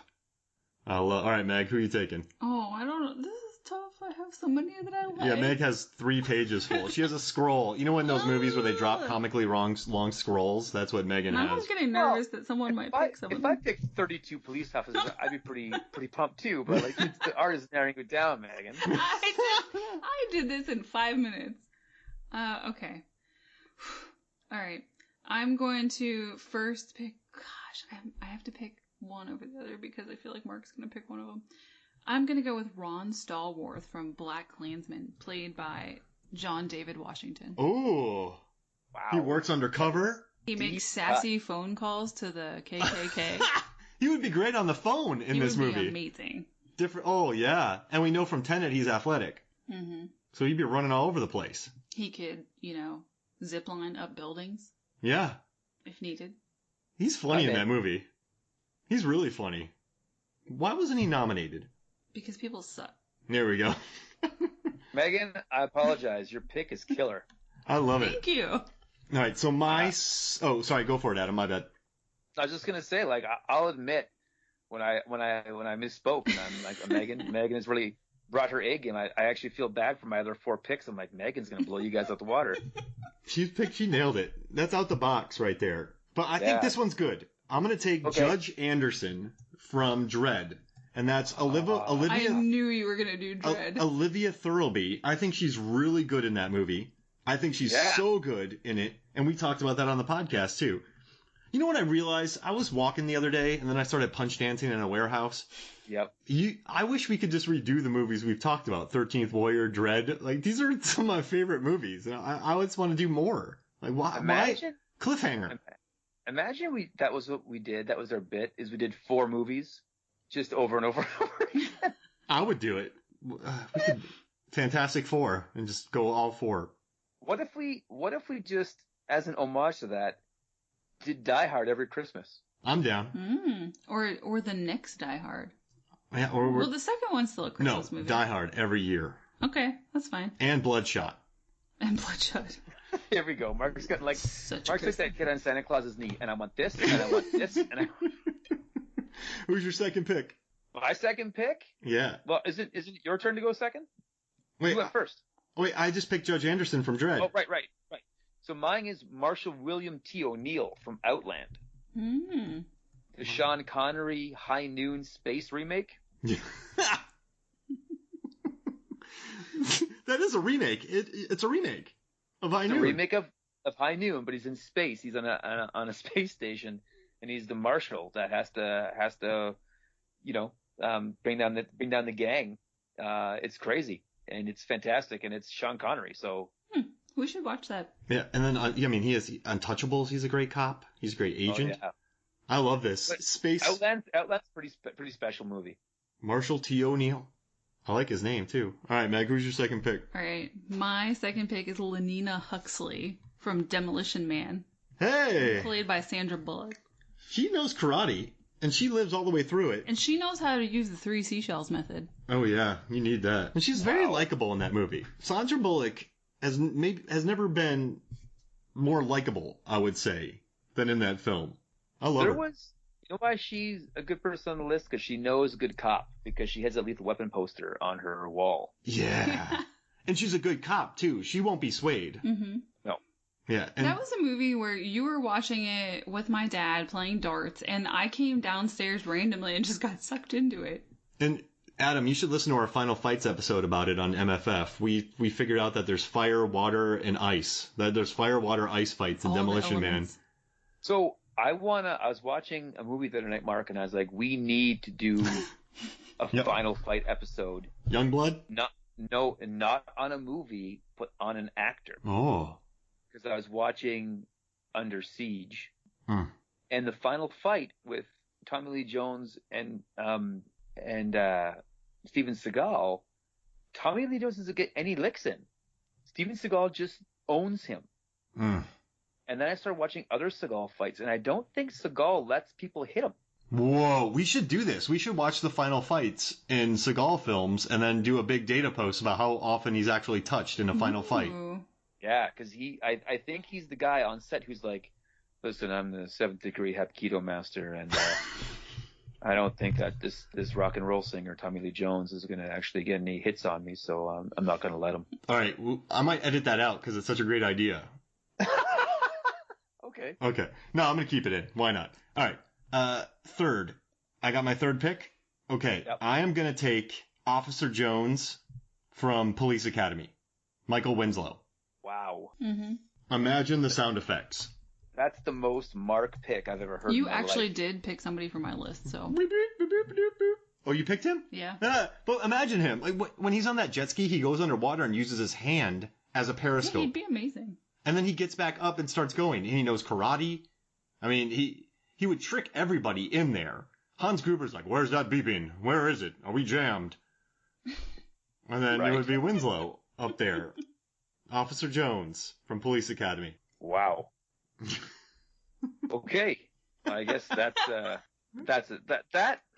See, I thought I was gonna have like the outside the box pick with my next pick. But I think that you, like with Officer Charles Winslow, you got it. So I don't know. My next pick. Oh, what's going on over there, Adam? I wanted to be like, this is the outside the box pick, but I think Carl, like Jones. Anyways, my next pick. I've never heard this from you in our I'm so years. flummoxed. I'm so flummoxed. My next pick is Jerry Lee, Oh, the dog from K9. yes. Oh, nice. Gotta have a dog. And it's Gotta better have a than a dog. top dog, and That's it's a better good than call. Hooch. Mm-hmm. Oh yeah, no, Top Dog was brutal. Hooch was funnier, but K9 or Jerry Lee was like a dog who would get things done. Yeah, that's a police dog. Yeah. That thing has a pension. Yep. I mean, I would take it over Belushi. I mean, he's a good boy. He deserves a pension. That's right. He's a good boy. Oh, all right, Megan. What's your third pick? Oh, this is difficult. Okay, fine. Bill Murray's Chief Cliff Oh, Robertson from The Dead Don't I Die. had that. Oh. I love it. That's why I picked it this round. I love it. Chief. So we love The Dead Don't Die. You should listen to that episode. But Bill Murray plays a chief who just drives around with Adam Driver, and they get annoyed Incredible. at each other. He gave you the whole script? Yeah. But Bill Murray goes out and starts whacking zombies at the end. Mm-hmm. You need Bill Murray in a Die Hard scenario. Cliff and Ronnie. All right. I'm in. Okay, so I'm up next. I am Number gonna 4. take. Okay, I am gonna take. You know what? This one's not sexy, but I think of it as very. It's a very smart pick. You want this pick. It's not cheeky. I want Chris Sanchez, played by Michelle Rodriguez from SWAT. Nice. Yes. Mm-hmm. That's a great pull. I mean, not only SWAT listen. is an underrated movie, my friend. Oh, it's SWAT so is good. very entertaining. And listen, Oh yeah. you can't doubt Michelle Rodriguez. Like she No. is tough to the fast movies, Avatar, Girl Fight, SWAT. I mean, she's Resident Evil. Resident Evil. She is a butt kicking SWAT member in this machine. And bringing her in, Michelle Rodriguez, you're going to get reliability 40 times out of 35 times. That's how reliable she is. She exceeds any bounds of reliability. So I'm taking that. Chris Sanchez from SWAT. Now, it's an interesting pick, but it's not Triceracop. So that's why I said it wasn't sexy. I mean, but Triceracop could take some people down. Yeah, it's crotch shots. Crotch shots. All right. Number 4. Gabe Law from The One. Oh, and that's Jet Li. Yeah, it sure is. Oh, and is he the one that fights all those people in the pyramid at the end, or is he the? So that's Lawless. Gabe Law. I love. You got to have Jet Li. You got to have Jet Li, and he's like superpowered Jet Li. Yeah, he's the one. He's the one. Oh, I love the ending of that film when the prisoners start charging him. My favorite thing is that to like when they were filming scenes, they wanted him to like kick a bunch of guys in slow motion, like that Matrix kind of bullet time thing. So they hung tennis balls from strings and had him go through a thing kicking all the tennis balls. Huh. And it looked so good they put that shot in the trailer. Whoa. Like an unedited shot was put in the trailer of him just kicking these tennis balls around. I mean, if you can kick a ball, you can dodge a wrench. That's what the T-shirt should have said. I forget about most films that immediately, but I remember the ending of that movie. It's so badass watching Jet Li crush people. I don't know if you watched any of them, Mark, but for our VBS this year, we had to do all online, and so we did like a Mission Impossible thing. But I used the Disturbed song that was in The One as a throwback to that movie whenever our villain would come on screen. Oh, I'm gonna go watch all these tonight. Took my musical cue from The One. You got down with the sickness, man. You crushed it. Killed it. New metal. It's the way to go. Well, I can't wait for the new metal pod. That's gonna be awesome. All right, Meg, 4th pick. Actually, we did a new metal draft on the Hollow Man episode, so. That's right. All right, Meg. I'm gonna go with Cleavon Little, Bart from Blazing Saddles. He's clever, that one. Oh. Wow. He puts the gun to his own head. You're gonna need a shitload of dimes. Yeah. Oh, incredible. man. And he sets up the trap for everybody. Mm-hmm. Cleavon Little's great in that movie. I know. He puts the gun to himself, or I'll shoot him. I had so much fun sitting down there on the couch just putting this list together. Oh, he's almost like... All right, so I have to pick my 5th? This is hard. Yeah. The fifth one is hard. All right, okay. I'm gonna throw a serious weird wrench into this. I was gonna pick Rama from the Raid, but I think we have too many similar people. So I'm gonna take Joe Cooper from Killer Joe. Ooh, wow, that's a good poll. I'm gonna take psychotic Matthew McConaughey, who also moonlights as a hitman and stuffs chicken wings into people. Oh, that's so weird. But I want a psychotic Killer Joe, assuming he's good, played by Matthew McConaughey, in probably his best acting role on my team. Right. I want Killer Joe on my killer crew. Okay. So I'm taking him. I went for it. All right, who's your 5th pick? All right, Mark. This one I put in there because if I was gonna watch this movie, I'd want to watch it, and if I was gonna be on this team, I'd want this guy on my team with me. But it's Mike Figueroa. Mike Figueroa. He's Luis Guzman from The Last Stand. Oh, I love that movie. It's very good. That's amazing. Right? I love Luis Guzman. He takes the Conan sword. Yes. That's a movie we need to talk about, with the flare gun kill I know. The flare gun. Ever. and the cornfield car chase. Yeah. I love Luis Yeah. Guzman. And Punch Drunk Love, where he's trying to break the handle of the thing. What a great pick. With his sword. Yeah, the sword. What an underappreciated movie. Yeah. No, that movie, my wife and I went and saw when it came out, because huge Schwarzenegger fans, and he was a governor for a while. And then he's like, I'll do movies again. And we went to go see it. We were the only people in the theater. What? And we were cheering. We're like, this is incredible. That flare gun kill is one of my favorite of all time. Amazing. Oh, what a pick. All right, Meg, finish us out here. Oh, this is only difficult because there's so many people I still like on here, but if this one's still on the table, I'm gonna go for it. She's the most capable cop. She solves mysteries. It is Judy Hopps from Zootopia. Ooh. I had to. I have to give her love. I mean, she could fit in those things. Like she wouldn't feel like a TV dinner in the air conditioning shafts. She's no dumb bunny. She's no dumb bunny, and she's fast. So I'm going to say this. I will remove anybody from my picks I need to make sure that Judy Hopps gets on the team, because I want to see the Roger Rabbit-like movie that we've just created. Oh yeah. All right, so we're keeping. You know, if you think about it, she could be the stuffed bunny in Con Air as an undercover cop in the bottom of the plane. Wow. And she just hoofs Cyrus the Virus in the face when he's holding her by her ears. Oh my god, like Peter Rabbit when he kicks Donald Gleason in the face. Oh my gosh. I want to see Yes. a romantic comedy where Peter Rabbit dates Judy Hopps. Oh my gosh. She would hate him. Oh yeah, it would. Well, at first, but then he would like grow on her. Would she start breaking her ribs? He'd learn eventually. Eventually. She breaks her ribs. We need to make this happen. I don't know who we got to talk to, but All right, so we need 5 other people. Can we keep Luis Guzman? Are you guys okay with that? yeah, I'm all about that. All right, so we need Luis Guzman. All right, who else should we keep? So we have Triceracop, Judge Anderson, Officer Jones, Chris Sanchez, Joe Cooper, Martin Riggs, Marshall T. O'Neill, Jerry Lee, K9, Gabe Law, Ron Stallworth, Lenina Huxley, Bill Murray, and Cleavon Little, Bart from Blazing Saddles. And we need 4 more. So we have Luis Guzman and Judy Hopps right now. Mike and Judy. Wait, how many are we picking? 6 total. Oh, wow. Oh no, let's do 5. Why not? Mine aren't precious. Yeah, but I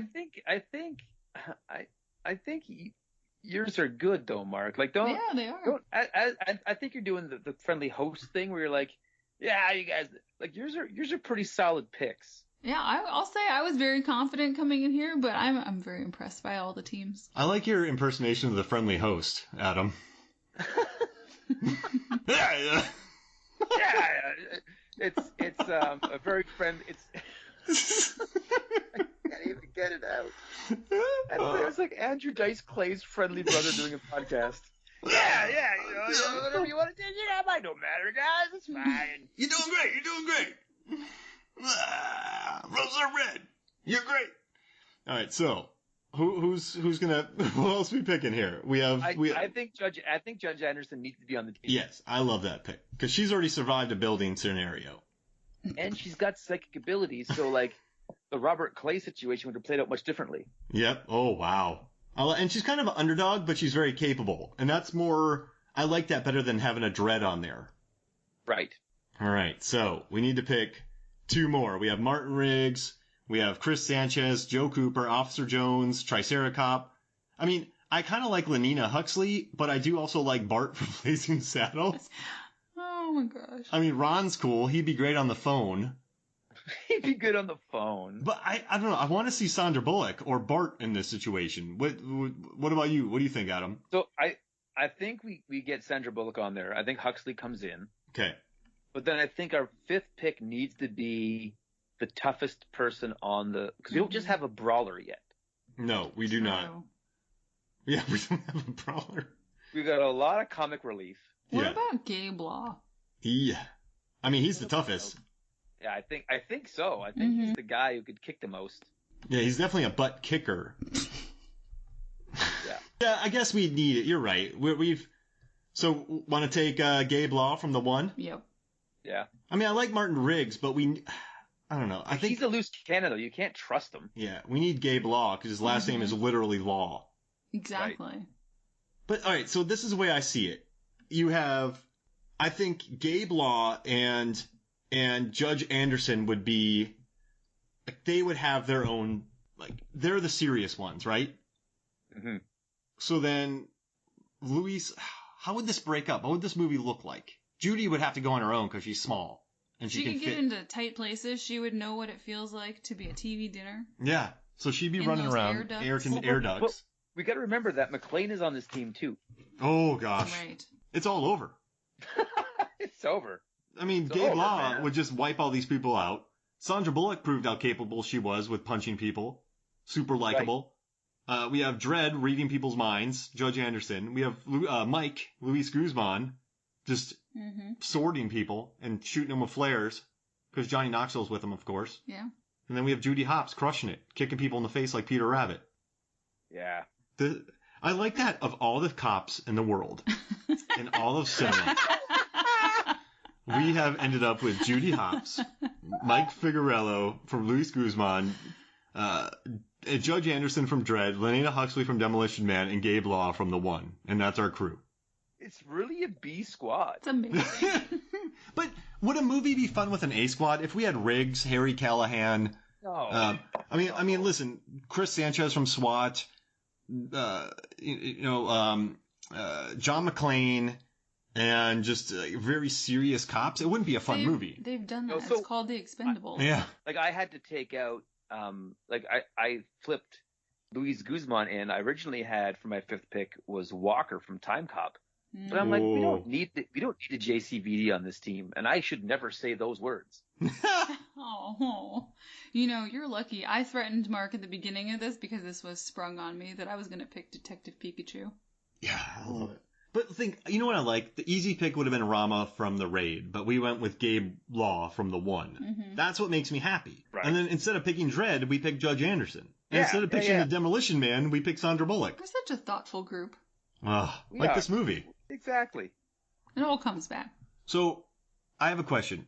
This is crazy, but Megan and Adam, you two are international thieves posing as terrorists, and you need to pick 3 of these henchmen to take with you. So you need Uli, Marco. You can take Uli, Marco, Heinrich, Franco, Fritz, Tony, Eddie, Christoph, James, Alexander, Theo, Carl, or no Hans. But you can take 3 of the henchmen with you on a robbery.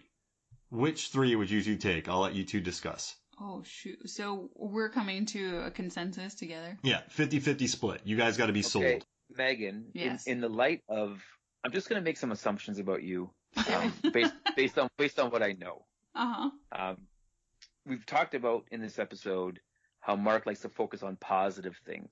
So I think you'd be very much in the like-minded. Let's not dwell on negative, let's dwell on the positive. Mm-hmm. And I think of all the henchmen, when we pull off our heist, Theo would be the most fun to hang out with after. Yes, Theo was my top pick. Yeah.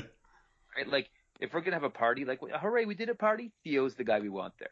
I mean, he's got personality. Yeah. And skills, which is great. You want... so you're taking Theo. And the way that he takes out the security guard in the beginning and he jumps over the seat, he's obviously athletic as well. So I feel like he's extremely capable, and we haven't even, scratched the surface of what he can do. And cold-blooded, because he kicked the corpse to the ground without caring. Exactly. All right, so you got Theo. Who are your next 2? Ooh. I mean, you probably want someone who survives pretty late into the movie, because they're obviously good at surviving. Mm-hmm. I don't know. Their longevity. They're good at making it through. I don't know. Who do we have here? I mean, it's solid points.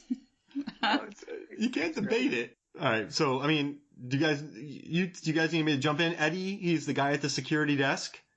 No, don't want him. He's he's annoying. Tony, he's pretty good, but he's like the first guy to die. Fritz has... I want to go back to my... This, I think, tells you where I'm really, really focused here. I think our chocolate bar eating friend... I was just going to say a candy bar guy. Yeah, Uli. Yeah, Uli, I think he's the guy because, again, when we're partying afterwards, he's gonna bring sweet snacks. Yeah, he is. Listen, you got to have priorities. You can be a killer, but you can also get snacks. And think about this. You don't have enough ingredients for your party, right? He's industrious. Mm-hmm. He'll find stuff. He found that snack bar.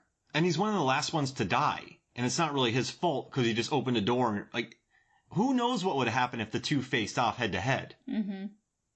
Right. Wow. Right. Good picks. So we have Theo and Uli. Now you got to pick a third to take your crew on. You got Heinrich. He knows all the C4. He's the one setting everything up. Fritz has the best hair. Because that's important. Yeah. It's memorable, at least. James seems like a sniper because he sits on the top of the car at all the times. Carl, he survives choking from a chain. I think he mouths. Yeah. Right. Asian Dawn. Yeah. Asian Dawn. I mean, he's also got a sense of humor. Yeah, he does. Sharp. Megan, here's what I'm saying. There may be... You and I are masterminds here. Yes.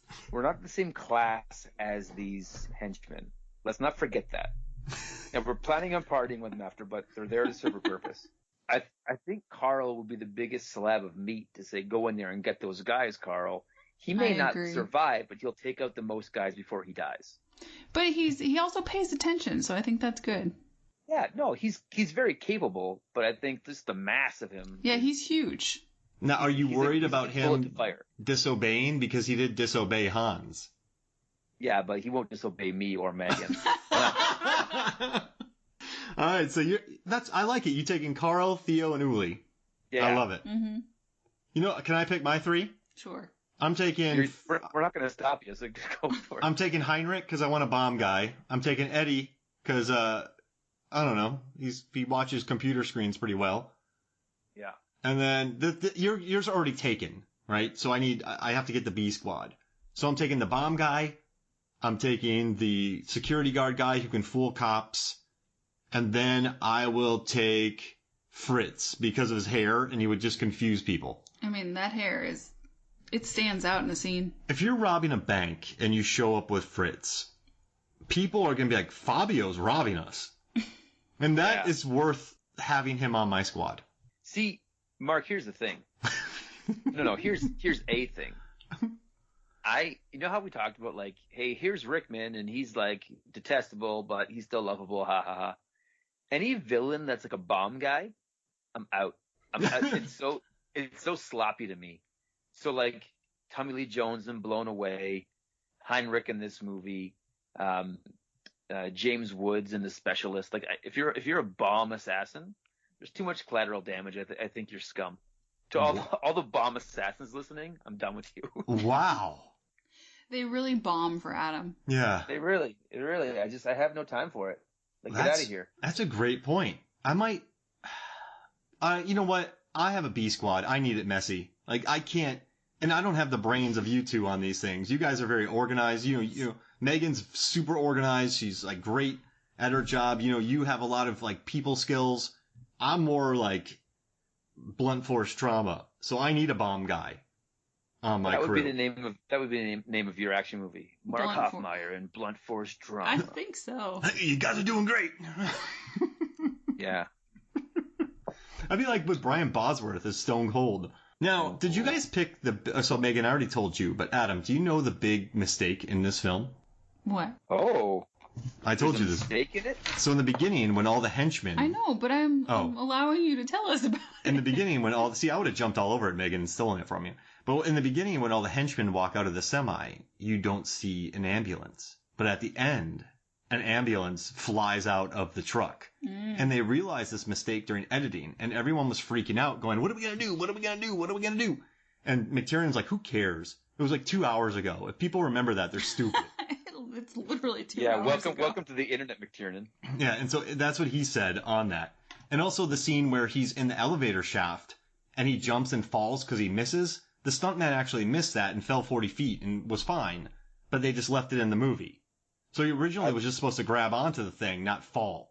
I love when they leave stuff in the movies like that. Oh man, because and you know what's funny? They just they talk to the editor like, just get me a shot of him falling and grabbing something. Like that was, they just needed a quick insert of that. But yeah, he really fell, and it's incredible. I mean, when you watch it again, it's very upsetting because it's so bad. It's so freaky. You see the cable and the gun. The thing. We've watched this scene so many times. You're like, that gun's gonna fall. Like it's like, but it keeps holding. Yeah. And Rickman, when they dropped him, they actually dropped him 40 feet. And they go, we're going to drop you on the count of 3. 1, and they dropped him. So that look of fear on his face is real fear. They dropped him. Yeah, they said they did, I think, about 3 takes. And Jan was saying that's just a technique that they do with actors. Because if you tell them, then they'll prepare themselves and react poorly. But you have to get them comfortable with it so they know that they're safe. So you drop them and they feel okay. If you want to get them to react to falling off a building, you just drop them off a building. Mm-hmm. Exactly. That's what you do.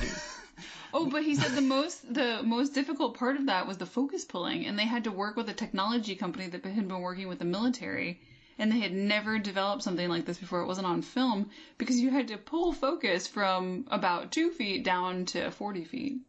Yeah, I mean that's a tough job for the focus puller. And no one can do it. That's cool. That's a tough thing to do. Very interesting. But yeah, I mean, it's just, I don't know, everything about this movie is just an excellent film. It's a Christmas movie, and it's also one of the best action films ever made. I mean, it just has, it has so much going for it. I mean, we know the henchmen. I mean, okay, realistically, movies with henchmen, we've never done this before. So we talked about Cliffhanger, but those henchmen aren't nearly as interesting as the ones in Die Hard, are they? No, not at all. Mm-mm. So here's a piece of reference for you. The drummer in one of my teams at church, he's Chinese and he's awesome. His name is Steven, and he grew like a Christmas beard. So he's like this smooth baby faced guy grew a beard. And I said, dude, you look like Enzo with that beard. And he's like, Enzo, what do you mean Enzo's like, like hit him again, Enzo, hit him again. And he's like, I don't know what you're talking about. And that's like, Lethal Weapon, Enzo. And he's like, I don't know. He's like, and I said, the guy who eats the candy from Die Hard. He goes, oh yeah, I know what you're talking about. So in a movie where he had a bigger part, he wasn't as recognizable as the guy from Die Hard. It's because it's such, and he, you know what, I was listening to him talk about it, and he asked all the director and props first, so he didn't get yelled at, because he's like, I'm a stuntman, not an actor. So he made sure to check with everybody before he just started eating things, because he didn't want to get yelled at on set. That's great. And so he's very nice about his candy eating on this. Which you should be. It's just, I'm telling you, the little moments, the Rose bit in here, and I mean, and when that slimy dude is just like, show him the Rolex. Oh, the Rolex comes into play later. Mm-hmm. Then you have ball your feet up. That comes into play later. Like every little, when she puts the picture frame down earlier in the film, that comes into play later. We're going to need some more FBI guys, I Yeah. guess. Oh, I love that line. But it's just. All right, Mark. Yeah. Because you're a boxer. Yeah. You know how to throw a punch. Mm-hmm. You're in a room, Nakatomi Plaza, with zero consequences.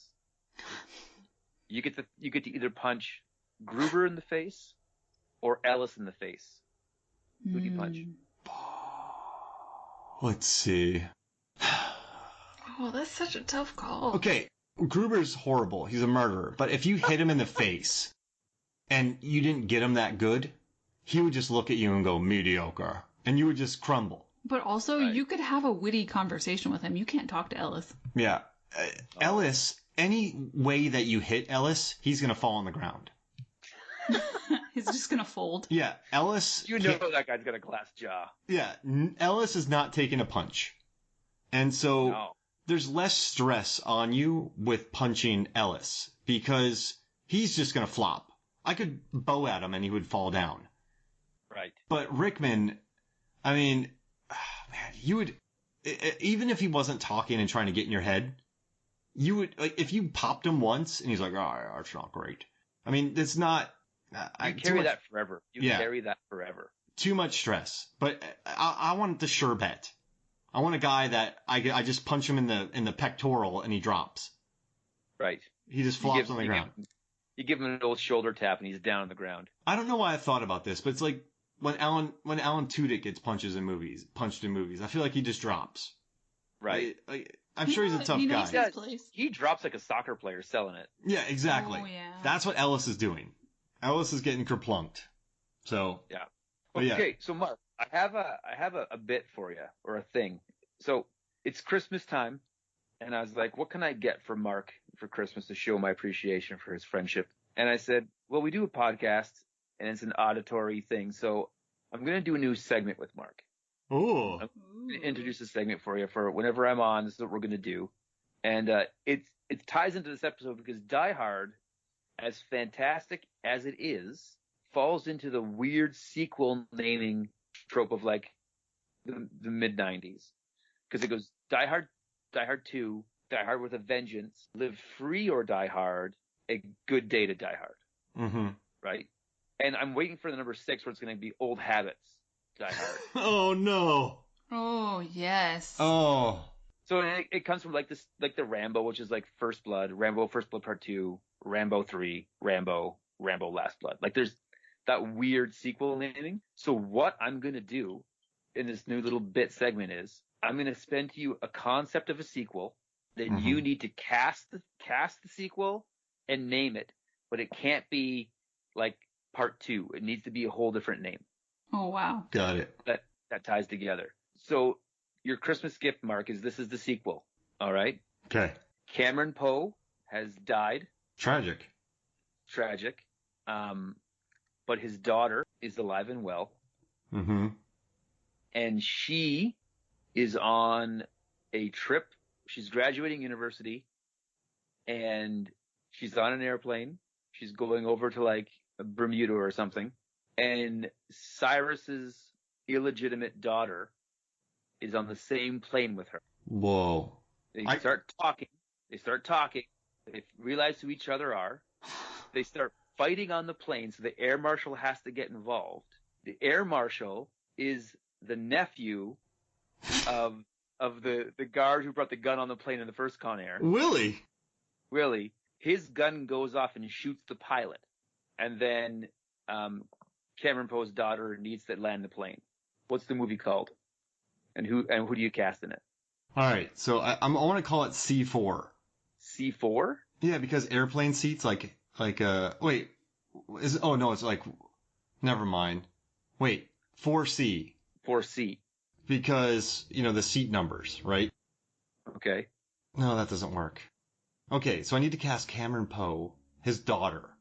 Yeah, Casey Poe. How old was she in that movie, do you think? Well, the actress was born in 89, and that movie came out in 96?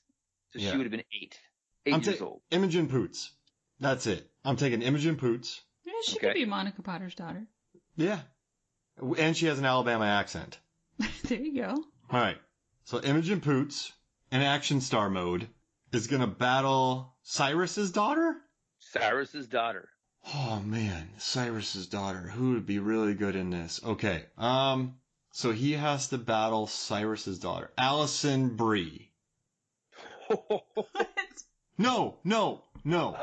Allison Brie. No. From The Hunt.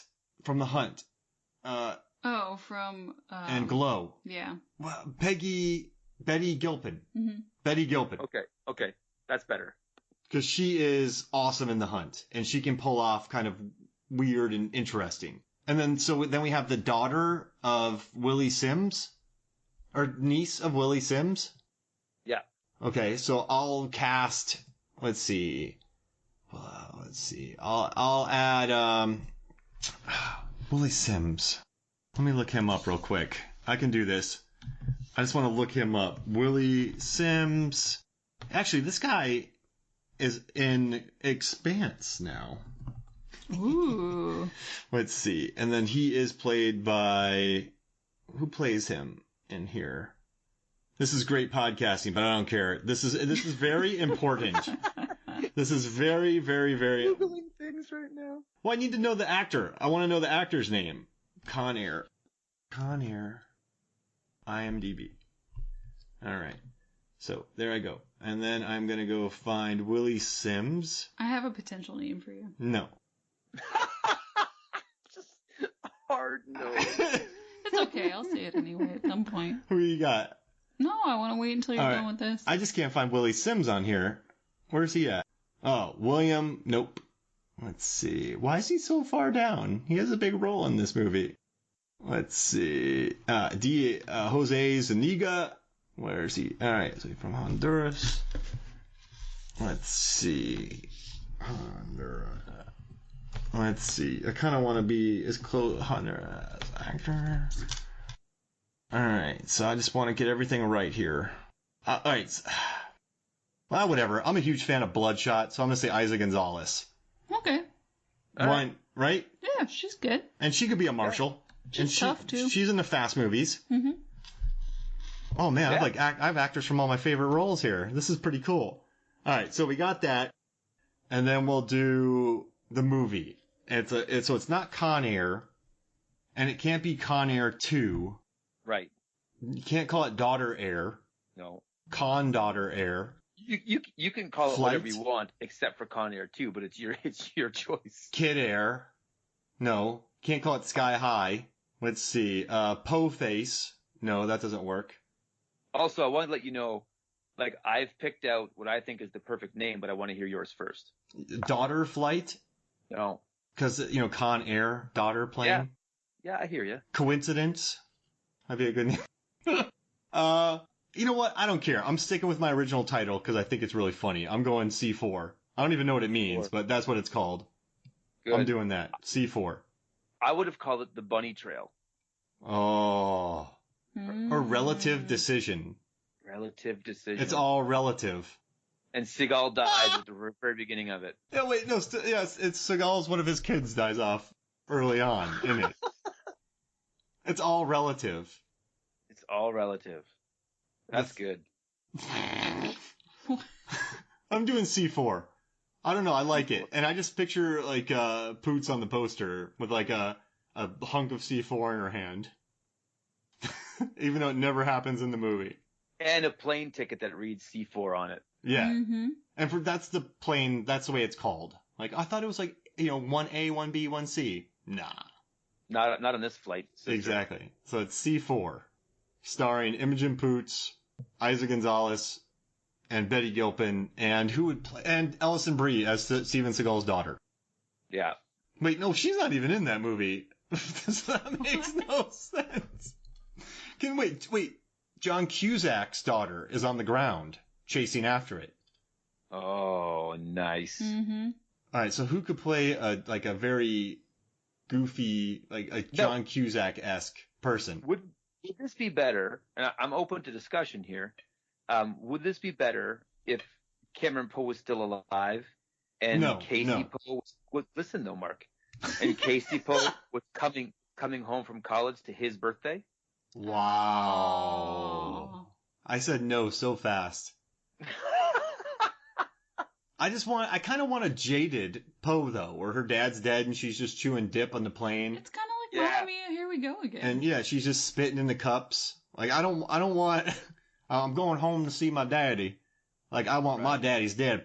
Right. And then she fight on this. While John Cusack's daughter is played by Justified and Booksmart. Oh, Caitlin Dever. Yeah, and she's driving around. Yeah. Did she drive around in a 67 Corvette? Yes. Why not? Right. So then you just have that crew cruising around.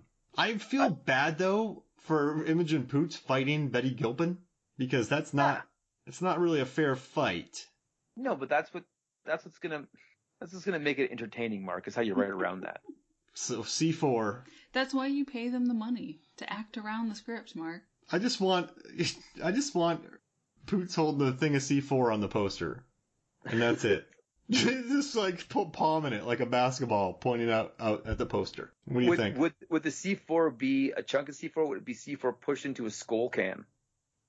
Oh my gosh. A bunny timer. Yeah. Now we're getting into a 2000s comedy. Well, there's a little bit of skull spit on it. How's that sound? Yeah. This is the greatest movie ever made. Imagine that. Right? Oh, that'd be so good. But then we gotta put can we have a cast of characters like Speed on the plane that you remember, like an Alan Ruck? Can we just put Alan Ruck on there? Mark, this is your movie. You do whatever you. I just give you the concept. You cast whoever you want in it. I do want Ray Liotta and Lauren Holly sitting in a seat in first class. Gosh. That movie is kind of terrifying. Turbulence. Yes. He's so scary and you're stuck on the plane. Can Steven Seagal be the pilot? Does Ray Liotta ever play a likable character? Heartbreakers? Oh, yeah, you do feel bad for Karina? him. Well, he's kind of a scumbag in that, too. But then you begin to like him, right? Don't he and Sigourney? Well, you feel bad for him because he gets played, but he really loves her. Karina but with Whoopi? Even in those movies, I just don't trust him. He just has that look. I think he owes me money, and I've never met him. No, every role I feel like was him just preparing to be in the name of the king. Oh, that role. That's so bad. Can we get John Lithgow on the plane and he's kind of going crazy thinking that there's goblins on the wing? There's something on the wing. He sees trolls, gremlins on the plane. He's just doing the Shatner bit. Yeah, there's something on the wing. So, he played the Shatner bit in the Twilight Zone movie. Right. So you could have them seat by seat. Shatner and Lithgow arguing about what they see on the wing. And they're in 4C. Whoa. And you know who's behind them? Do you know what's under seat 4C? Oh, tell me it's a bunny rabbit. C4. Oh. Oh. Megan's face right there just I liked the idea of the bunny rabbit. Yeah, but how would she remember? Because oh no, you're right. The bunny rabbit does come up into play later. Yeah. We would have to give Ty Granderson Jones and Conrad good seats because they helped me out with the Con Air seating chart. Right. Would Kevin Hart be on the plane? He would play Air Marshal Dinklage for sure. Yes. But he would get shot. So if he plays Air Marshal Dinklage, if he plays him, then we're saying Con Air and Fast and the Furious happen in the same universe. And that is totally fine with me. And then that means Madam N has a twin. Oh. Well, that's fine. This world's getting crazy. I mean, we watched Crank 2 and a guy plays his dead twin. Yeah. His dead twin brothers. Yeah. Beautiful films. I would like to see Chief Miles O'Brien show up in a Fast and the Furious movie trying to replace his Corvette. Whoa. Cole Meany? Yeah. Yeah, and so Cole Meany, he's an Irish actor, correct? Correct. So then we need Jessie Buckley, the star of Fargo, and she should win an Oscar this year. She was in Wild Rose, one of our favorite movies. She plays his daughter. I'm in. Yes. Her and Caitlin Dever brawling? That'd be Oh my amazing. gosh. They would just team up. Yeah, they're too cool. This is the best movie I've ever made in my life. I don't think we can top this. You know this helicopter scene in Die Hard? They only had 2 hours to film it because all the neighbors were pissed off at them. Oof. Yeah, I did hear that. That is hilarious. You know, most of the things in this movie were practical, except for the roof exploding. That was a miniature because they didn't want them exploding the roof. But the RV from the police that pulled up to the bottom of the building, they actually blew that up multiple times, and they blew all the windows out of one of the floors of the building. Wow. Crazy. They messed up that Fox building. Yeah, no, they let them do it. So, but I'll say this though, is that I recently watched Skyscraper. Oh no. Which, I'll say this, was way better than it had any right being. Like it's nonsense, but it's The Rock and he's doing his rock thing and he's raising his eyebrow and doing that smile thing he does, and it is what it is. We get some Nev Campbell time. Yeah. Yeah. Good jumps. But nothing felt visceral or organic, and this entire movie feels visceral or organic. Mm-hmm. Yeah, Like nothing. Yeah. Like you say, nothing feels artificial, whereas you don't buy into Skyscraper because it's not a real building. There's nothing real happening there. Whereas, in Die Hard, you're like, yeah, everything looks uncomfortably real. Well, you make a great point. So the Nakatomi Plaza building is a character in this movie. It is almost a living and breathing and changing character, as opposed to the one in Skyscraper where it's, it's kind of CG. It doesn't feel as real of a character as this movie does. Yeah, you say Nakatomi building, everyone knows what it is. Oh, yeah. And I'm sure if you're in LA and you see it, it's the Fox building, but you're like, that's the Nakatomi building. There's something going on in there right now. There might be a heist for the vault. Ah, man, I feel like Brooklyn Nine-Nine watching that. But no, I'm glad you motivated me to do this, Adam. This is a perfect action film, and it's a perfect Christmas film. Yeah. It's perfect. I am so grateful, Adam, because Mark has been very focused on work articles and writing reviews and things, and I got to watch a Christmas movie multiple times, and that Christmas movie was Die Hard. Well, and that's the Christmas movie you want to watch, right? Like, that's the one. It puts me in the spirit. It's screener season, so I was having a hard time. I've been having a hard time watching Christmas. Well, it's a good thing. I've been watching Oscar movies, but I haven't had a chance to watch too many of this. So, hey, before we get out of here, I know you listening, you're gonna go crazy, but I want to do something real quick. We're each gonna pick Mark, this is the season for giving, so you just give it. It's we're great. each gonna pick our 3 favorite action films in a draft. You can't, like, if one's taken, it's off the board. And we're going to put this up on Movies, Films, and Flicks Facebook, and you can vote on it. So, this is Spoiler-Rama, Ringer-Rama. You can pick whatever the heck you want. You can take however movies you want, but we're going to do a classic Tier 1 action movie draft. I'm going first this time. Okay, Megan, you get to go first. Yes. Just feisty tonight. I like it. What do you got, Meg? Hard Boiled. Oh, no! See, that's why I had to go first. That's one of the greatest action films ever made. Oh, it is so memorable. All right, So great. Adam, you're up. We had to watch it on, what did we watch it on even? YouTube. Okay, yeah, because we couldn't get a copy of it. Too expensive. They're like $100 some. Too much. What do you got? T2. Oh, man. Ooh, you just raised. So I got to go big now. What? So this is Ringer-Rama. Any picks, anything goes. Yeah. Anything goes. I'm going to take, I'm going to lose. I'm going to take 13 Assassins. Oh, it's so good. Because that's a good movie. It is on my list. Right now, just thinking about action films, you know what's weird? I know there's movies that would get more votes than, like, 100 to 1 votes over this, but I just can't not pick it. I love it too much. So. No, and you got to follow your heart, Mark. Mm-hmm. Yep, I do. That's why I called it C4. You guys almost swayed me, but I'm sticking with sweet C4. But was it Canadian C4? It is. Okay, good. I love that. I'll tell you that in joke. So I did a movie about stuntmen one time who were trying to shoot a guy 20 miles across state line from a homemade jetpack. Yeah. And we accidentally blew up all of our C4. And so at the last minute, I got a bunch of really great Canadian C4 and I blended it with some Monster Energy drink and we accomplished our stunt. Mm-hmm. That's incredible. Yeah, we'll have to share the link with you. It's a pretty good bit. Absolutely. All right, what do you got, okay. Megan? I wouldn't be true to myself if I didn't pick this movie, because when I watch it, I'm just climbing up the couch and I'm yelling, and it's just so much fun, and it's The Night Comes for Us. Oh, classic. I like that. It's just exhausting, but it's so fun. It's beautiful. All right, The Night Comes for Us. All right, a little history of Adam. I am 39 years old. I've never once been able to fall asleep on Christmas Eve. Wow. I'm always way too excited. I'm a perpetual child, and so I have a routine on Christmas Eve that I have movies that I watch that are easy to watch and my favorite movies because they'll pass the time quickly. And Bloodsport is always my first thing I watch on Christmas Eve. It's the most watchable action movie in my mind. It's so the pacing is there. It's just happening. So Bloodsport. All right, so you know what? That's a classic. Like just the villain, the fights, I'm gonna take Enter the Dragon. What?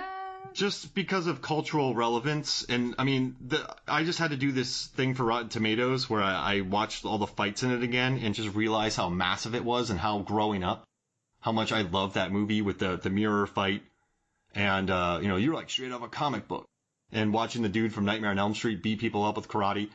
Just Bruce Lee's iconic look. I gotta go with Enter the Dragon. So that's my second pick. Meg, who are you finishing up with? Oh, this is bad. I had such a bigger list than this. I don't know how to do this. Oh man, Mark, what a... Can I... Meg, you should see me right now. Because there's so many things I like and I want to represent, but I'm just gonna ask you if I can have Big Trouble in Little China. Yeah. Listed as an action movie. You got it. Wow. And the funny thing is I didn't really like that movie the first time I saw it, and Mark had other people watch it, and we exposed and I had to watch it so many times that it just grew on me, and I love it, and it is just crazy. What a great pick. Oh. Incredible. All right, who's your pick, Adam? I feel torn about this because torn. I've already got Arnold on the list, and I don't want to make it feel like I don't want to feel like a one-trick pony, like, oh, Adam likes this, but we're talking about like bare knuckle, no holds barred action movies, and I don't think there's a better action movie than Predator. Whoa. Nope. That's a perfect action film. Yeah, so I'm going to go, so that's my list. T2, Bloodsport, and Predator. Wow. So I'm not going to pick Die Hard. I got my it's so strong. All right, so you got Bullet still on the list. I have Mad Max Fury Road, Bridge on the River Kwai, Police Story, Hero, Edge of Tomorrow. But it's going to come down to two movies. Well, Good, the Bad, and the Ugly. Oh, Good, the Bad, and the Ugly. Oh, my gosh. So I got Good, the Bad, and the Ugly, Point Break, or Escape from New York. Oh, man. I mean, you're like a massive Kurt Russell fan. Yeah. But see, he based his role off of Clint Eastwood from the spaghetti westerns. Mm. But he's just so good. Oh, man. But Point Break, you have Keanu and Patrick Swayze. That's in my top 10 films of all time on my list. The skydiving, football, surfing, but I can't. You're right. I gotta go Escape from New York. It was on my list, too. All right, I'm doing Escape from New York. So you can go to Movies, Films, and Flicks to vote on this. This will be up sometime around maybe Christmas Day or the 26th, sometime around there. But yeah, so we have Megan, Big Trouble in Little China, The Night Comes for Us, Hard Boiled. You have Adam, Predator, T2, Bloodsport. You're going to win. And then I have 13 Assassins, Enter the Dragon, and Escape from New York. I feel like I need to find a Kurt Russell flick to put on my No. list. I feel like I'm not part of the team. No one's going to vote for my movies. Adam, this is a byproduct of living with Mark because we watch a lot of the same movies sometimes. And Mark is just such a diehard Kurt Russell fan that we are exposed to lots of Kurt Russell here. I do want to say, it's an action movie, but the first episode that Adam and I ever did together was Universal Soldier. So you should go back and listen to that episode. Because it's good. And we talk about Oscar-worthy performances. We do. Mark, I would like to, on record here, propose our next episode. What? It's a movie that I just rediscovered. I've been getting these boxes of DVDs donated to me to search through. And I recently rewatched Black Dog. Yeah, of course. Yeah, Patrick Swayze. And I feel like it's the perfect movie for us to talk about. And then Breakdown. Right? But it's got Meatloaf, it's got Randy Travis, and it's got Patrick Swayze in it. I mean, yes, 100%. Let's do it. Okay. All right. Well, this was fun. Thank you all for joining me. Real fast, before we get out of here, let's end on a Die Hard note. As fast as you can. Ooh. Adam, favorite moment in Die Hard? Shoot the glass. Shoot the glass. Megan. Rose bushes. Oh, man. All right. So for me, it's the fall at the end of just watching Gruber fall with the gun in his hand. Because every time I'm like, he's going to shoot McClane as he's falling. And he never does. So that was quick. Yeah. That was the first time that we've ever done something quick, Adam. Well, here's the thing, though. I regret it already. Because I'm like, oh, is shoot the glass the right moment? Let's get out of here. Like, there's gun duct tape to his back. There's all kinds of stuff. Argyle. Oh, the Christmas tape, yeah. Yeah, punching that dude in the face. All right, so how about this? So thank you for joining me, you guys. So for me, Mark Hoffmeyer, and for Adam Hodgins, and for Megan Hoffmeyer, this is Movies, Films, and Flicks. We'll see you next week.